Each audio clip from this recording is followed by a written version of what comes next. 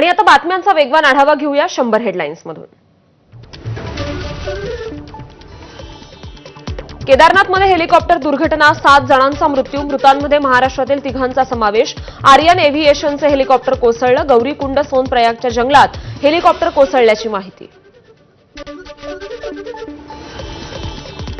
केदारनाथच्या helicopter दुर्घटनेत महाराष्ट्राच्या 3घांचा मृत्यू, यवतमाळ जिल्ह्यातील वणीच्या राजकुमार जयस्वाल, श्रद्धा जयस्वाल आणि 2 वर्षाच्या काशी जयस्वालचाही मृत्यू। हेलिकॉप्टरमध्ये क्षमतेपेक्षा अधिक प्रवासी असल्यानं दुर्घटना झाल्याची प्राथमिक माहिती। डेहराडूनकडून केदारनाथकडे जात होतं हेलिकॉप्टर। केदारनाथ दुर्घटनेनंतर उत्तराखंडचे मुख्यमंत्री पुष्कर सिंग धामी यांची एक्सपोस्ट, मृतांना श्रद्धांजली वाहिली। केदारनाथमध्ये हेलिकॉप्टर दुर्घटना स्थळी बचाव पथक दाखल, डेहराडूनकडून केदारनाथकडे जाणारं विमान कोसळलं। राज ठाकरे आणि मुख्यमंत्र्यांची भेट का झाली हे लवकरच महाराष्ट्राला कळेल, मनसे नेते अविनाश जाधव यांचं सूचक वक्तव्य। काही दिवसांपूर्वीच राज ठाकरे आणि फडणवीसांची ताजलँड्समध्ये बैठक झाली होती। फडणवीस राज भेटीतल्या चर्चेची आपल्याकडे इत्थंभूत माहिती, सामना रोखठोकमधून खासदार संजय राऊतांचा दावा।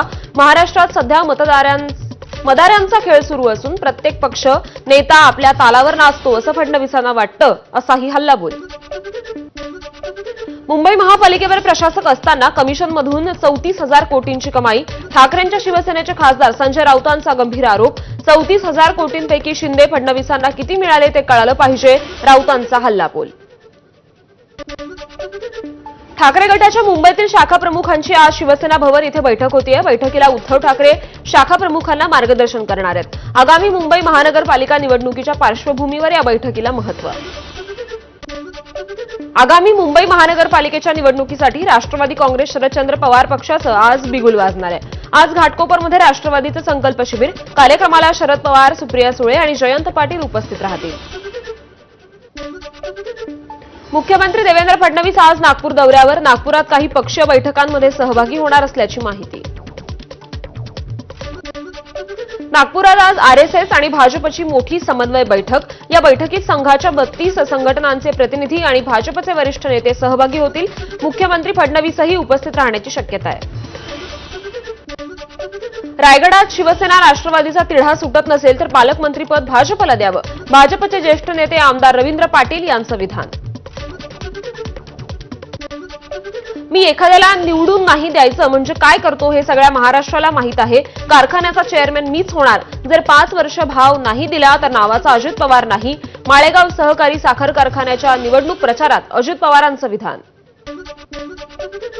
लोकशाहीमध्ये प्रत्येकाला लढण्याचा अधिकार, आपण परीक्षेला पास होण्यासाठीच बसतो, परीक्षेला बसताना पूर्ण अभ्यास करून परीक्षेला बसतो। सुप्रिया सुळेंनीही व्यक्त केला विजयाचा विश्वास। गंभीर गुन्ह्यात ठाणे कारागृहात असलेल्या आरोपीची जामिनावर सुटका होताच स्टंटबाजी, बाईक रॅली काढत केली फेसबुक पोस्ट व्हायरल। या प्रकरणी आरोपीसह 7 जणांना अटक। पुण्याचा सराईत गुंड अट्टी रहीम शेखचा सोलापूर पोलिसांकडून एन्काउंटर, लांबोटी जवळच्या चकमकीत अट्टीचा एन्काउंटर। पुणे पोलिसात त्याच्यावर अनेक गुन्हे दाखल असल्याची माहिती। महावितरणची सौर ऊर्जेत 30,000 कोटींची गुंतवणूक, देशात सर्वप्रथम सौर ऊर्जेद्वारे 42 लाख शेतकऱ्यांना दिवसा वीज पुरवठा करण्याचं उद्दिष्ट। महावितरणचे संचालक राजेंद्र पवार यांची माहिती। येत्या 24 तासात राज्यात मुसळधार पावसाची शक्यता, पुण्यासह घाटमाथ्यावर ऑरेंज अलर्ट, उर्वरित राज्यात येलो अलर्ट, हवामान विभागाचा अंदाज। गुहागर आणि चिपळूणमध्ये आजही पावसाचा जोर कायम, हवामान विभागाकडून रत्नागिरी जिल्ह्याला रेड अलर्टचा इशारा। रत्नागिरीतील खेडमध्ये मुसळधार पावसामुळे जगबुडी नदीच्या पाणी पातळीत वाढ झाली आहे। जगबुडी नदीनं धोक्याची पातळी ओलांडली, प्रशासन अलर्ट मोडवर, तर नागरिकांना सतर्क राहण्याचं आवाहन। रायगड जिल्ह्यात झालेल्या मुसळधार पावसामुळे काळ नदी दुथडी भरून वाहतेय। माणगावात ढगफुटी सदृश पावसामुळे नदीला पुराचा धोका। कुडाळ तालुक्याच्या डिगस गावात मुसळधार पावसामुळे रस्त्यावर झाड कोसळल्यानं वाहतूक ठप्प झाली आहे। एसटी बस अडकल्यामुळे नागरिकांचे हाल। वर्ध्याच्या तळेगाव भागात वादळी वाऱ्यासह जोरदार पावसाची हजेरी, नागरिकांची तारांबळ। पेरण्या सुरू असताना पाऊस आल्यानं शेतकऱ्यांमध्ये उत्साहाचं वातावरण।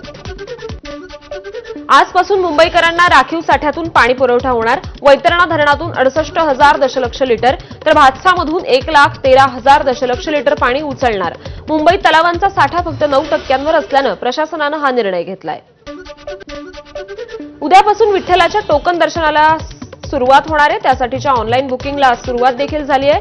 आज 6 स्लॉटमध्ये 1,200 भाविकांना दर्शन मिळणार. शनी शिंगणापूर देवस्थानाकडून कर्मचाऱ्यांना काढल्याचं लेखी पत्र.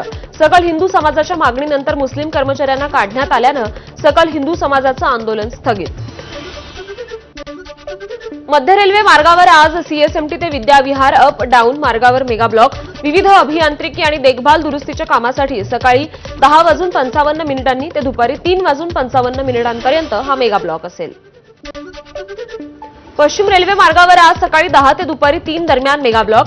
ब्लॉक काळात विलेपार्ले आणि राम मंदिर स्थानकांवर लोकल गाड्यांना थांबा नसेल.